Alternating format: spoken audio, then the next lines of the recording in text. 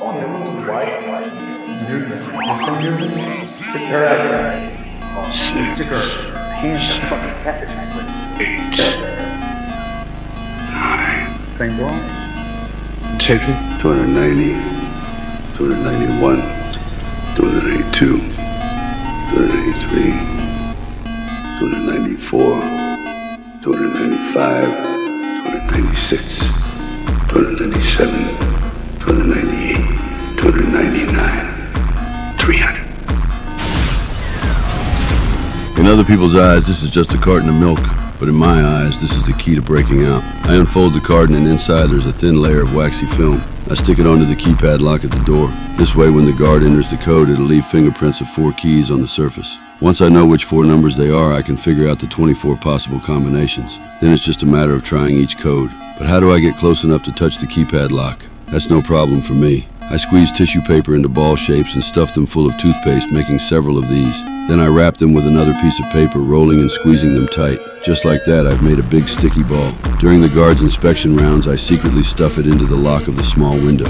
This way, even if the guard locks it, the window can still be pushed open from inside. Of course, there are surveillance cameras watching me 24/7. I have to figure out the guard's movements ahead of time. I listen to every sound from outside constantly. Through the sounds of doors opening and closing, I can tell that every day during a fixed time period, all the guards go out together to smoke and chat. Senior for 7 minutes, nobody's in the monitoring room. That's the gap I'm looking for. But what do I do after escaping my cell? I've already thought of a plan for that too. Every successful prison break has 3 key elements: knowing the prison layout, understanding personnel patterns, and having someone on the outside for backup.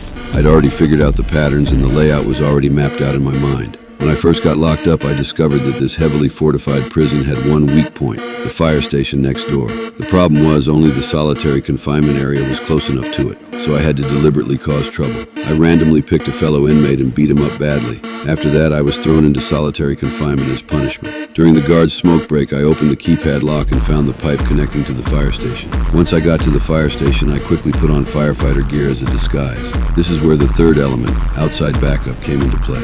Someone on the outside timed it perfectly and detonated a car nearby. As the fire station's alarm went off, I hid under the fire truck and got carried to the scene. Everyone was frantically dealing with the blaze and nobody noticed me getting into the getaway car. Mission accomplished. Successful escape.